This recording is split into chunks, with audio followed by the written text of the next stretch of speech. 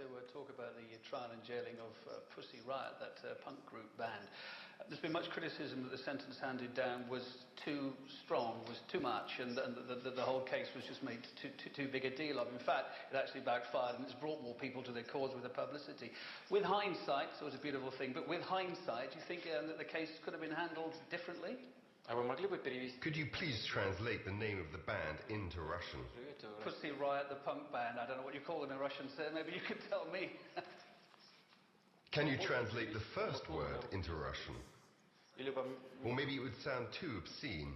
Yes, I think you wouldn't do it because it sounds too obscene, even in English. В английском языке это звучит неприлично. I actually thought it was referring to a cat, but maybe I'm missing a point here. But anyway, so do you think that the case was handled wrongly in any way?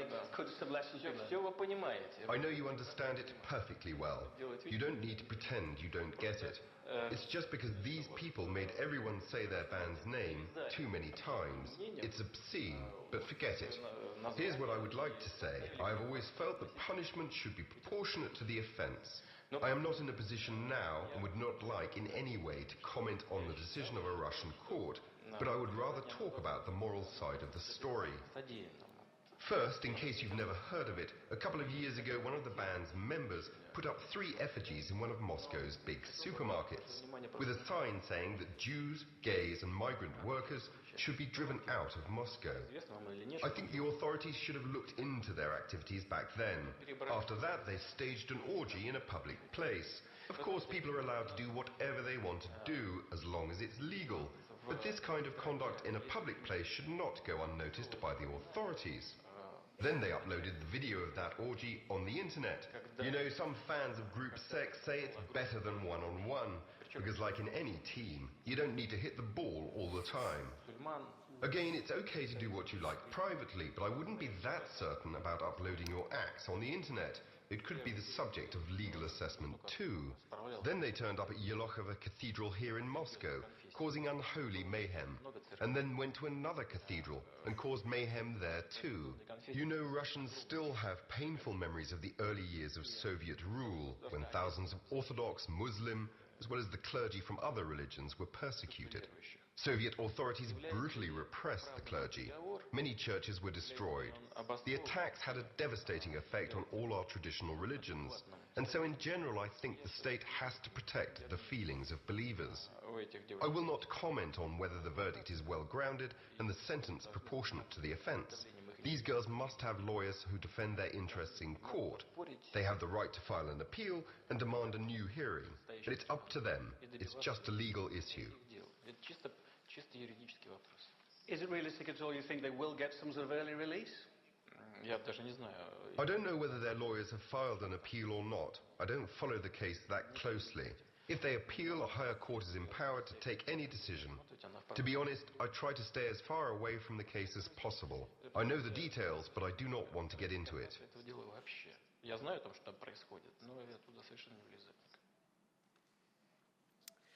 How beautiful it is that the main motivation for President Putin's explanation of why the action of Pussy Riot has been so harmful to religious conscience of Russians is a reference to what he called as painful memories of Soviet rule. That's some wonderful self-critique right there from President Putin, because the whole Pussy Riot story has brought to Russians and people around the world just exact this impression: painful memories of Soviet rule. Painful memories of Russia's totalitarian past and our autocratic present. These memories are so vivid now that we almost feel like there never was no perestroika, no Gorbachev, no fall of the Soviet Union. And we've been just sleeping for the last 3 decades. Now you look outside and it's Moscow 1976 once again. And you're called Canadian spy for speaking good English, and you're sent to prison for doing cultural activity of the wrong kind. These painful memories of Soviet rule are the exact reason why I've just made today's most honorable audience to watch President Putin speak for 4 minutes in that interview.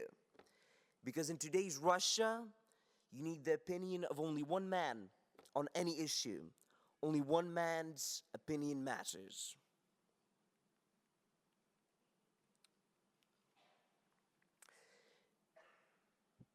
President Putin was irritated by people clashing with the police in May in protests against his presidential inauguration.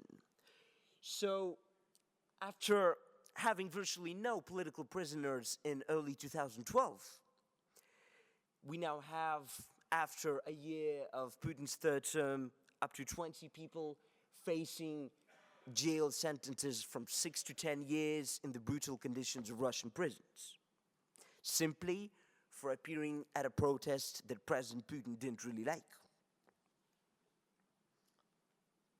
President Putin doesn't like gay people. So now we have laws which forbid the, quote, propaganda of the equality of homosexual and heterosexual relations. Even though it must be understood that Russia is not a Sharia law state, it is a country generally with a vibrant gay community, and basically the country's greatest composer, Tchaikovsky, was openly gay. But nevertheless, it's illegal to say that gays are equal to non-gays. You can get arrested for that.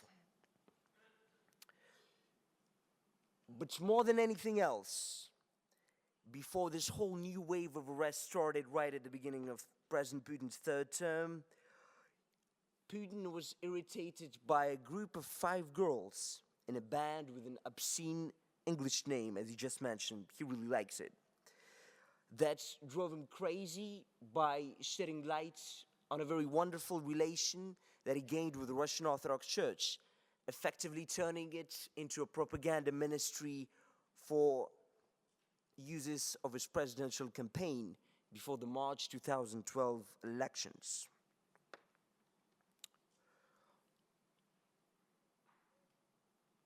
So, thought Vladimir Putin, since he doesn't like girls singing in churches either, he might, as well put several of them to prison. So one of the girls from this band that were sent to prison was my wife, Nadia. And President Putin decided it was reasonable enough to separate her for this song with our 5-year-old daughter, Gera, whom we see on this picture in a forest outside of Moscow. It doesn't matter that the whole world will be shocked if I'll jail a mother of a 5-year-old girl and another mother of a 5-year-old boy. The other girl who's in prison right now also has a child, for an art action.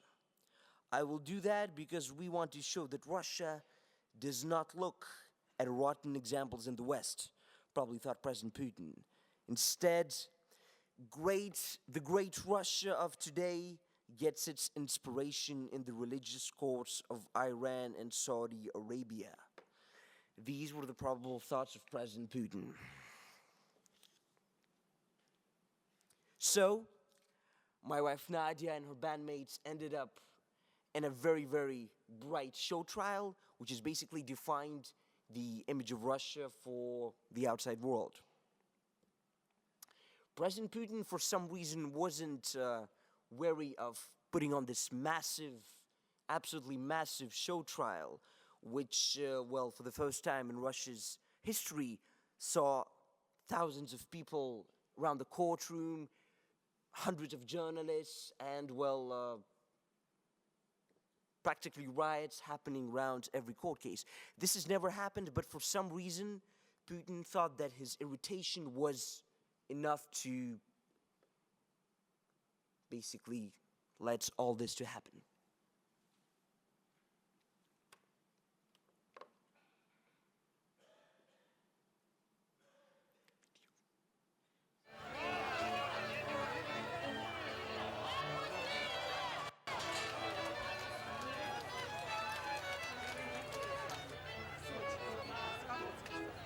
Такого суда Москва еще не знала. Даже дело Ходорковского уже кажется тихим и мирным по сравнению с этим. 17 августа, 2-3 тысячи человек, день приговора.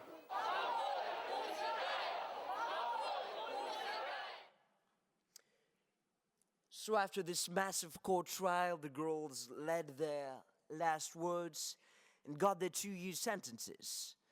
A week later, Putin praised them as being very, very fair on national television. and he used this very cute Russian word dvushechka. That's like the cute way of saying 2 years. And 2 of the girls were sent to remote prison camps where my wife Nadia is forced to dress and look like this right now.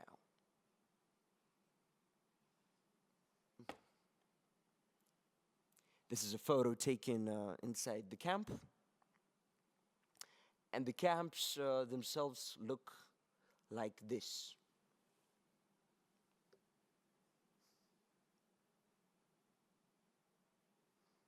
A lot of multimedia pauses. So while we get the camp video on screen,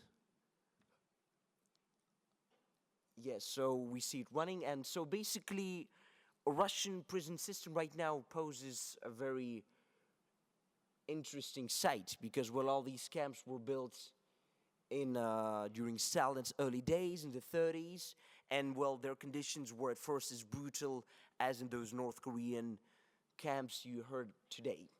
Now, of course, everything got a little bit softer. You don't get beaten up for anything you do, but still, as you see, the whole perspective, the regime, and all the rest of the Gulag attributes are there in place. And this, basically, this situation of Russia being an absolute new country 50 years later, but having a prison system which did not change since Stalin's days, is a very, very interesting situation which accurately describes what's happening in Russia's politics right now. I want to quote a statement read by another girl which is sent to a different prison right now, Maria Alyokhina, who reflected on this issue a little bit. So Masha says, "The prison really reflects the basic realities in Russia. We all know from regular life what it's like to be forced, what it's like to feel speechless and powerless. Inside the prison, we're surrounded day and night by orders and duties. And it doesn't really matter what we wear. An inmate's jacket with a name tag or a prison guard's uniform. All of us, the guards and the inmates, feel the same. We all long for justice. The regime we have here in the prison camp, nobody likes it," continues Masha. "Not the inmates, not the guards. We sue, they guard us. We sue, they keep on guarding us. Not even the prison bosses like it. But Russia is built on regime because its bureaucratic absurdist madness allows this country to exist the way it exists right now. If you take away this madness and try to make things more reasonable around here, the whole system will fall apart." So, for committing very small crimes, women are forced to sue these cute pillows with smiles you just saw for 5 years in a row. And they get paid around a salary of $8 to $10 a month for that.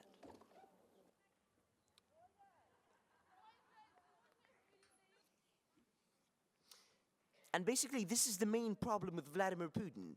He's so satisfied with the way things are today, the way things are in the country right now today, because they completely fit into the ideals of his youth. Я была на этом суде. Pause. And those ideals, they lie among the shadowy and smoky hallways of KGB offices of early 80s. Probably everyone can Я kind of была на recall these images from Soviet films. We have this absolutely gray reality filled with bureaucrats, spies, and a very obedient population who is at one side afraid of everything, but at the other side has this incredible longing for commodities, for food, for the slightest glimpse of capitalist culture. So this is a lot what Russia looks like today. So, after gaining power in early 2000s, Putin did everything he could to model Russia after the ideal days of his youth, of late 70s and early 80s. And I think we can watch a couple of thoughts that Nadia has to say on that, my wife. This is a very special interview which was taken inside the prison, and it was done by a journalist who has this very unique status of being a member of a presidential human rights council. So she's the only woman in Russia who's allowed to carry a cell phone inside the prison and actually take videos without having some terrible punishments brought upon her. В этом суде почти все дни, когда у вас на Хабунческом суде. Я очень часто вспоминаю судью Сурову. Вы ее вспоминаете? Нет. Вообще? Совершенно нет. Он для меня такой серый лист. Подождите, этот серый лист присудил вам 2 года. Ничего страшного. Ну, этот серый лист на свободе, а вы здесь. Иисус Христос вообще умер. То есть у вас нету ни злости, ни злобы на нее? Нет, совершенно злобы на Сурову у меня нету ни капельки. У меня вообще нет никакого злобы. У меня есть некоторые стремления к справедливости, и мне больно от того, что ее иногда не происходит. Но злоба — это не то чувство, которое нужно испытывать. Надь, а справедливость ну, вот в данной ситуации это что для вас? Справедливость складывается каждую секунду из каждого момента жизни. Но если говорить про суд, то, безусловно, справедливость — это отсутствие вообще привлечения к уголовной ответственности. Я считаю, что в наших действиях нет состава преступления, поскольку у нас нет религиозной ненависти и вражды. Я думаю, что это очевидно. Вы не жалеете, что сделали тогда в храме? Нет, я не жалею. Как можно жалеть об этом? The collision between members of Pussy Riot and the Russian state, which is embodied right now in the image of Vladimir Putin, is not a legal collision. It is not even a political collision if you consider politics as rivalry between groups with opposing viewpoints fighting for political power. Instead, it is a very serious moral and ethical conflict between 2 viewpoints. One viewpoint glorifies conservative Stalinism and believes that corruption is the bloodline of the nation and a God's gift. The other viewpoint, which is shared by at least 2 young women in Russian prison camps right now, says that virtually nothing in present-day Russia must stay the same for this country to survive and stop levitating towards its darkest days. Everything in Russia has to change. To jump back from the fate of Russia to the fate of 2 members of Pussy Riot in prison camps right now, it must be said that the campaign to free the girls is entering into an extremely important stage these weeks. The girls' sentence ends in March 2014. It's not that long, it's 2 years. They were arrested in March 2012. They got a 2-year sentence. And right now, both Marie and my wife Nadezhda, they've served half of their sentence. And under Russian law, that allows you to appeal for early release, like a conditional release halfway. So in March, probably again with enormous public attention, special court trials will be staged in local courts near the prison camps, which will decide whether the girls will be let go or not. Obviously, we have no doubt who exactly will be deciding their fates. The same man which at the beginning of this presentation so lovably spoke about the name of the band, because everything associated with Pussy Riot is his personal decision. But in any case, since basically this March will be the last chance for the girls to win a legal battle and to come out after serving 1 year, not 2 years. This is a very important month, and in a few weeks we'll be launching a big public campaign to put enormous pressure on the Russian government, personally on Vladimir Putin and on Russian authorities to utilize Russian law and get the girls free. And obviously all of you can also join this fight. Those of you who work in official organizations, you know very well how to pressure, how to use the not so big arsenal you have to pressure Putin and the Russian government. While those are you who are citizens, activists, students, people who are worried by this case, you can stage a creative action by yourself. You can find a way to support the girls. And there was an address of a website which just went off screen moments ago. It's freepussyrriot.org. I think the website has a lot of information of how you can join this action and demand freedom for the 2 girls that are in prison camps right now. Everybody must understand that we must not allow this battle to be lost at any level, because Russia should not slide toward its darker past, when some of its citizens put so much on the line to strive for a creative future. So please get out, find a way to get involved, and do whatever it is you think is suitable to bring attention and pressure to this case. And I'd like to end today's message with a special line from Nadia, which was recorded just yesterday, especially for this forum, for today's summit. It was done by phone, so excuse the quality, but it has, well, some thoughts that are worrying Nadia in these past 2 days. So here we go, a message from prison camp number 14 in the Russian town of Partsa from Nadezhda Tolokonnikova.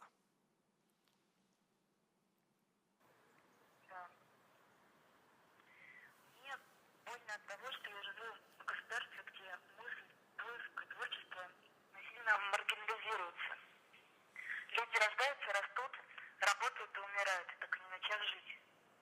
Потому что жить — это искать правду и творить. В большой, массовой, народной России, России молчаливого большинства, этого делать не принято. Потому что мысль и критика в России наказуема. Подлинное творчество, как и подлинная философия, это всегда преобразование мира. Государство в России всегда консерватор, всегда строгий надзиратель. Государство угнетает ищущих правду, как угнетало раскольников в XVII веке, и убивает работников культуры, как уничтожали их советские вожди и бюрократы. Где выход из этого круга? Это все. Thank you.